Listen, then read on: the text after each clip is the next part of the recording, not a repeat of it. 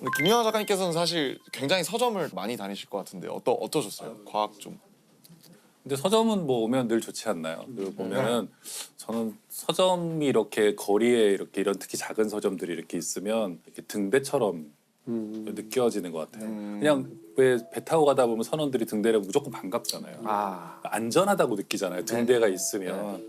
근데 서점이 있는 거리는 어쩐지 안전하고 푸근해 보이잖아요.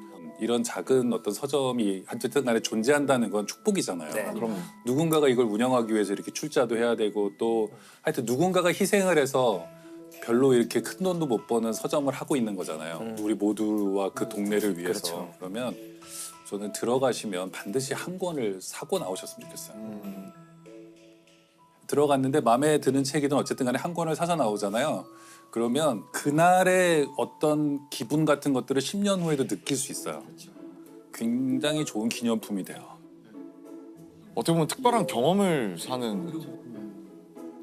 작은 책방이 갖는 장점은 그런 거 아닐까요? 저 이제 금방 생각이 든 건데 어떤 사람이 이제 선택이 많았을 때 대형 서점처럼 그러면 네네. 하나를 선택했던 행복감보다도 포기했던 나머지에 대한 미련이 많이 있는데요. 아, 근데 작은 서점을 가면 하나를 선택했으면 다음에 와서 이걸 또 보면 되잖아요. 상실감 이런 게 적지 않나 작은 서점에 오면. 네. 저는 이 동네에 있는 작은 서점 되게 좋아하는데요. 저 어렸을 때 저는 유치원을 못 다녀가지고 부모님 이제 바쁘시면은 저를 동네 서점에 맡기셨거든요. 책을 찍거나 하지만 않으면 보게 해주셨거든요.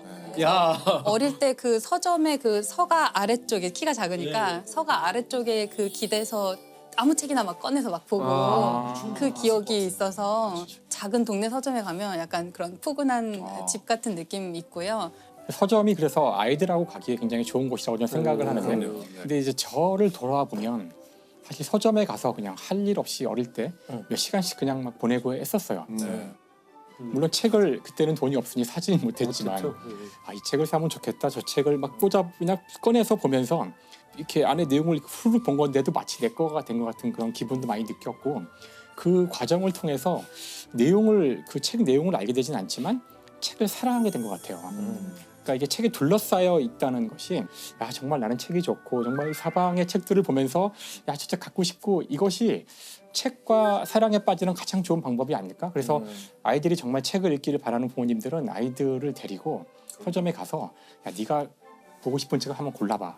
이런 경험을 자꾸 시키다 보면 나중엔 아이가 스스로 가서 책을 고르는 날이 올 진짜 것이고 책 안 좋아하고 진짜 책 안 읽는 애들 서점에 데리고 가면 그 5만 가지 책들 중에 네. 마음에 드는 몇 개가 있거든요. 처음에 만화부터 보게 되는데 맞아요. 괜찮아요. 그래도 상관없잖아요.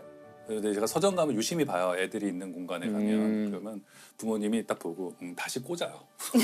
아 이거 안 돼 하고 이거 말고 다른 거 다른 골라봐. 거. 그거 하지 마라. 네, 그리고 또 애가 또 뭔가를 고르면 또 부모님이 또 보고 왜 이런 저쪽을 여기 보는 말고 게 저쪽 어때? 매대에서 아니면 보자. 그러다가 부모가 못 참고 자기가 그냥 쥐어주고 나오거든요. 그래서 저는 옷도 그렇고 책도 그렇고 아이가 실패하는 경험도 해야 된다고 생각해요. 자기가 샀다가 재미없는 책인 경우도 있고 또 했다가 뭐 자기한테 너무 어려운 책이라는 경험도 하고 그런데 어떤 날은 자기가 샀다가 굉장히 기분이 좋은 거예요. 나한테 딱 맞는 책을 내가 살 수 있었다라는 거 애는 가져오는 거죠. 그 느낌은. 그래서 저희 같은 일반 사람들이 떠올리는 사람은 결국 사실 일론 머스크와 스페이스 X긴 하거든요. 그렇죠. 우주 산업에서 일론 머스크의 영향력이 실제로 이제 학자로서 체감하시기에 어느 정도인지. 네, 그러니까 이분이 뭐 회사의 대표이자 경영자이기도 하지만 자기가 실제로 엔지니어기도 하고요. 실제 개발에 참여를 많이 했어요. 원래 페이팔을 만들었었죠. 네네. 페이팔을 하면서 돈을 엄청 끌어 모아서 네. 그걸로 성공한 돈을 이제 우주에다가 뿌리고 있죠, 지금.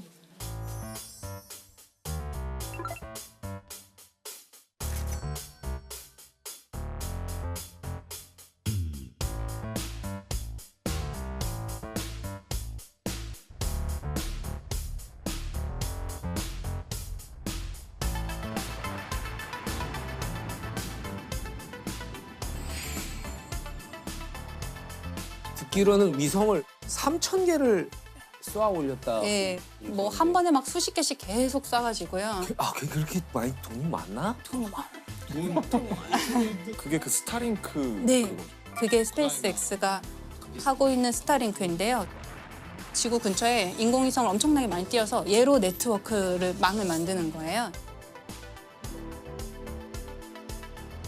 지구 어디서나 통신할 수 있게 한다 이런 계획이 되게 많이 있고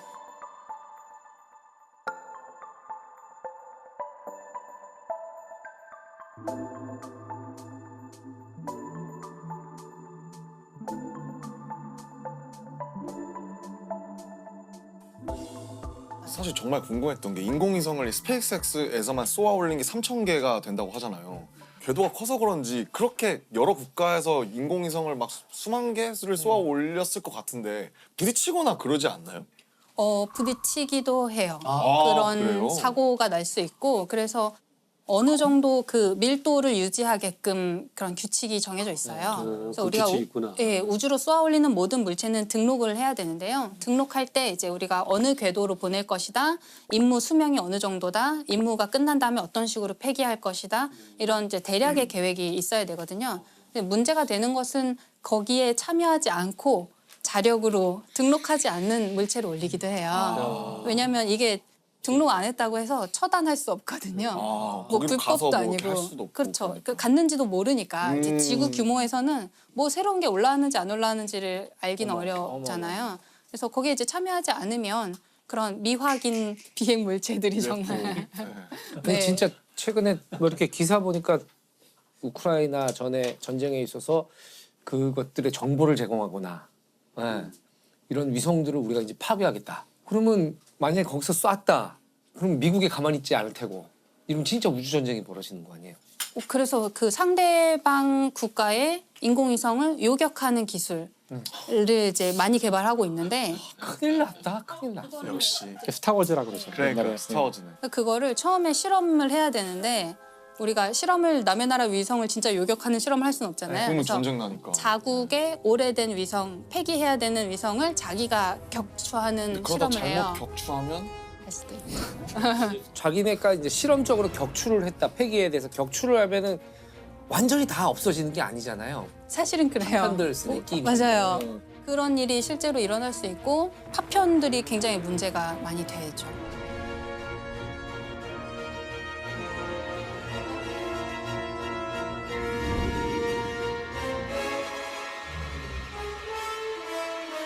실제로 민가에 떨어져가지고 그러니까 그게 떨어질 수도 있는 거죠. 떨어질 수도 있어요. 대개는 이제 바다로 떨어지게 통제를 하는데요. 애초에 통제가 잘 안 되는 고장난 뭐 이런 경우에는 어디로 떨어질지 통제하기 어렵죠. 자, 그러면은 되게 저는 생소한 말이었는데 일론 머스크가 인류를 뭐 다행성 종족으로 만들겠다라고 네. 선언을 했다는데 그게 이제 일론 머스크 같은 큰 사람이 얘기를 하면 일파만파 전파가 되니까 그런 건데 그렇죠. 일단 트위터를 인수하셨으니까. 네. 맞아요. 근데 이제 원래 있던 말이긴 한데요. 그러니까 우리가 뭐 멀티 플라네터리 스피시스 이렇게 다 행성 종족이에요. 여러 행성을 오가는 여러 행성에 걸쳐서 생존하는 그런 종족인 인간이 우리가 그렇게 돼보자 그런 이제 목표를 가지고 있어요. 뭐 화성에 사람을 이주시키겠다. 그래서 장기간 거주하게 만들겠다 이런 얘기를 하고 있고.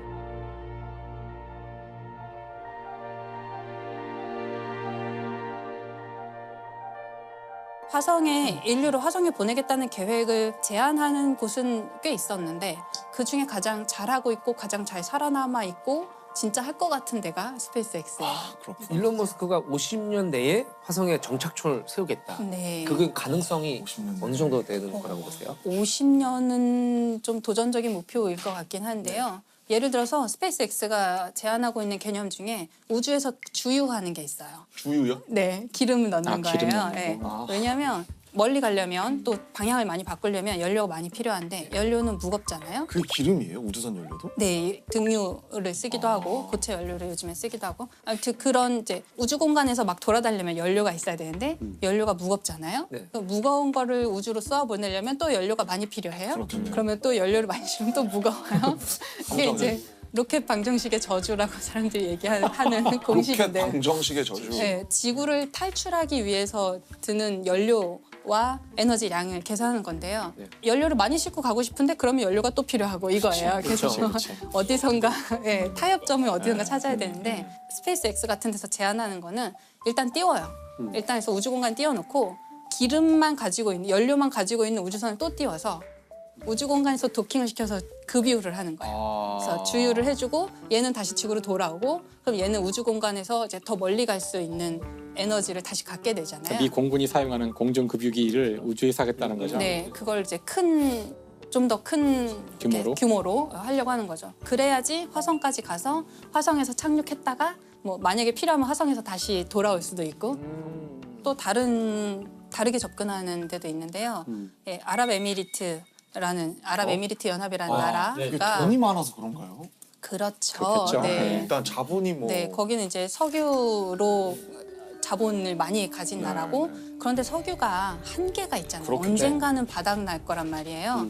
그러면 석유를 가지고 경제를 부흥시킨 이 나라는 다음 단계를 이제 준비를 미리 해야 대비를 해야 돼요. 그것은 개인 과학자의 차원이 아니라 어쩌면 국가 차원의 미래를 위한 대비일 수도 있겠어요. 이 아랍에미리트가 화성에 2117년까지 도시를 만들겠다. 2117년. 네, 2117년까지 이제 그 계획을 2017년에 발표하면서 100년 100년 후에 안에. 하겠다라고 한 건데요.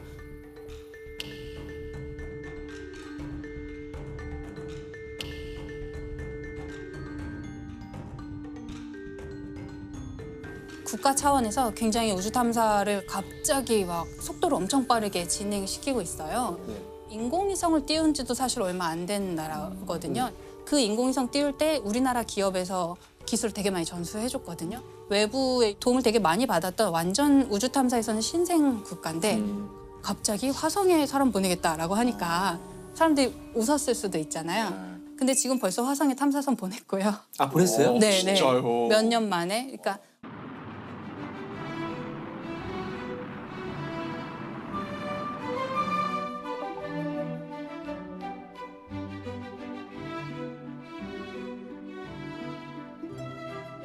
원래는 어떤 한 국가가 열심히 준비를 해서 화성 탐사선 정도 보내려면 한 10몇 년 정도 준비를 해요. 개발 기간. 근데 이 나라는 몇 년 만에 보냈어요.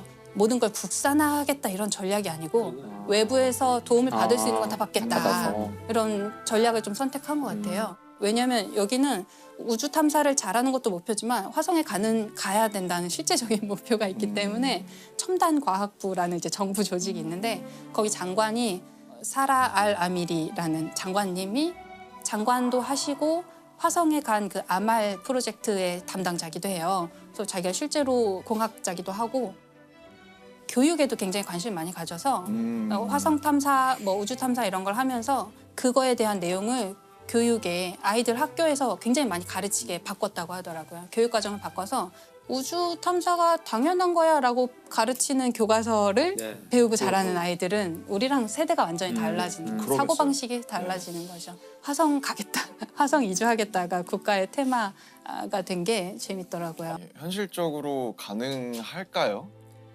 제 세대에서는 가는 거는 가능도 할 것 같아요. 네. 근데 가서 장기적으로 존재하느냐 그리고 또 가서 번식을 하고 다음 세대까지 살 수 있게 하느냐 그거는 조금 더 먼 미래가 아닐까 싶은데요. 되게 재밌는 게 그거를 우리나라 외교부에서 연구를 한 적이 있어요. 아 그래요? 네. 근데 왜 외교부죠, 근데? 그게? 그 되게 중요한 지적이신데요. 오, 왜 외교부에서 이제 전문가에게 연구 용역을 준 거예요. 어떤 연구를 하냐면 예를 들어서 한 100년 정도 후 뭐 화성에 사람이 살 수 있고 오래 거주할 수 있는 환경이 된다고 치면 그때의 정치, 국제사회 관계, 지구와 화성 사회의 관계는 어떠할까? 화성을 정치적인 어떤 국제 관계로서 보는 거군요. 네, 가면 네. 외교부 직원이 파견 나가야 되는 거죠. 그럴 수도 있죠. 투표권을 줘야 되는지. 그렇죠. 그리고 화성에 오래 생존을 하고 있으면 이 사람들이 자치권을 요구할 수도 있죠. 우리 더 이상 뭐 한국 사람 안 하고 우리 나라 세울 거야 이럴 수도 있고. 그러니까 지금은 우주 공간에 있는 것은 다 평화적으로 사용해야 되고 누가 개인이나 어떤 국가가 소유할 수 없어요. 그런데 최근에 바뀐 게 미국 정부에서는 달에서 흙을 얼마쯤 가져오면 그게 뭐 그람당 얼마 이런 식으로 해서 팔 수 있게 해주겠다. 그럼 국가가 이건 사주겠다. 민간 기업한테 약간 장려하는 느낌인데요? 그렇죠. 그래서 달 좀 가서 파와라 네, 이런 네. 느낌인데. 그러면 다 미국 정부의 입맛에 맞게 탐사를 하려고 그렇죠. 하겠죠. 그리고 나중에 미래에는 정말 우리가 정착촌이 형성된다면 그 뭐 땅은 모두의 땅이지만 그 기지는 우리 거야라든지 기지 안에 있는 뭐 바닥에 깔아놓은 매트 우리 거니까 밟지 마라든지 다른 형태의 소유권을 주장할 수도 지금 있죠. 남극이 그렇지 않나요? 남극도 네, 남극도 소유 못하죠. 근데 소유는 못해요. 기지는 자기 거인 거죠. 저런 화성도 만약에 여러 정착촌이 여러 나라 정착촌이 있다면 결국에는 우리 여기서 일어나는 일은 지구까지 보고하는데 몇 년 걸리고 우리끼리 해결하는 뭔가를 만들자 하고 분명히 있을 문제는 지구에 자꾸 뭔가 시킬 거거든요. 네. 야 너네 뭐 좀 채취해서 보내. 뭐 좀 안 돼. 정작 화성에 있는 사람들이 그걸 하려면 우주복 입고 나가갖고 너무 힘들고 막 이런데 야 이거 언제까지 우리가 이거 지금 계속 받아야 되지? 이런 순간이 올 거라고 생각해요. 독립하겠죠. 네, 독립하자. 이거 연락 끊자. 손절. 야. 맞아. 이걸 누가 했냐면 그런 게 이제 국제 정치나 이런 거를 연구해 본 경험이 있는 사람들이 네. 잘할 수 있는 거죠. 그걸 전공하셔서 석사를 받으시고 SF 소설을 쓰고 있는 배명훈 작가님이 그걸 했어요. 정말 완전 적격자였죠. 이제 SF 소설가라서 이런 화성 환경 잘 아시고 또 국제 정치 너무 잘 아시고 전문가니까 사실 미래를 가장 많이 생각한 사람들이 SF 작가예요. 맞아요. 그래서 사실 미래를 알고 싶으신 분들은 SF를 보면 되거든요. 맞아요. 책을 보면 돼요. 책을 보면 지금 오늘 우리가 한 모든 이야기에 대한 모든 가능성, 여러 가지 가능성들을 이미 다 생각해서 글로 써놨고 심지어는 이야기하지 않은 것도 다 쓰여 있거든요. 맞아요. 네. 아마 그것이 우리가 미래를 시뮬레이트하는 가장 좋은 방법이 뭐 해보는 것보다 SF 소설을 보는 거죠. 실은 제도의 문제를 한번 꺼내보고 싶어요. 그게 과연 미래로 가는 데 있어서 지금 현재까지도 해결되지 않는 이 제도를 끝까지 갖고 가야 되는가. 이것은 우리가 선결해야 될 것이 있지 않나. 이런 생각에서 실은 법의학으로 좀 고민을 했어요. 네. 우리가 죽음이라는 것은 다들 불편하죠. 불편한데 삶의 끝이 죽음이라면 죽음도 삶이거든요. 이 죽음에 대해서는 우리가 제도적으로 어떻게 접근을 해야 되느냐.